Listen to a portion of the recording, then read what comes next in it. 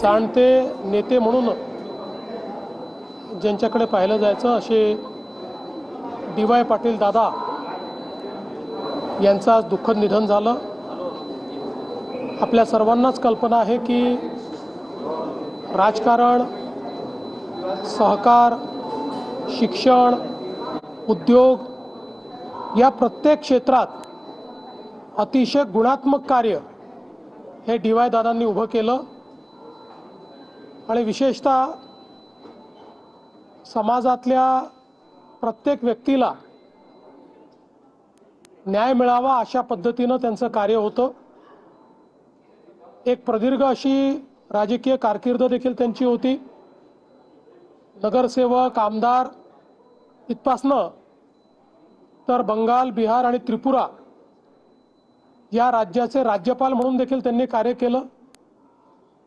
आपल्या विविध संस्थांच्या माध्यमातून एक मोठं शिक्षण क्षेत्रातलं साम्राज्य त्यांनी उभं केलं।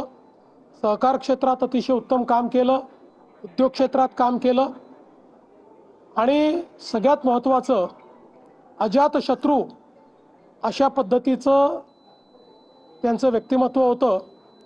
समाजातल्या सर्व लोकांशी, सर्व पक्षाच्या लोकांशी, सर्व विचारांच्या लोकांशी अतिशय सलोख्याचे त्यांचे संबंध होते। मला देखील अगदी जवळून त्यांच्याशी संपर्क ठेवता आला आणि निश्चितपणे त्यांचं जे व्यक्तिमत्व होतं ते अगदी हवंहवंसं वाटणार अशा प्रकारचं व्यक्तिमत्व होतं।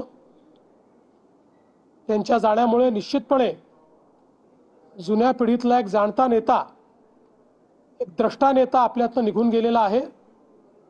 मी त्यांना विनम्र श्रद्धांजली अर्पण करतो। त्यांच्या कुटुंबावर आज हे जे दुःख कोसळलेलं आहे ते सहन करायची शक्ती ईश्वराने त्यांना द्यावी।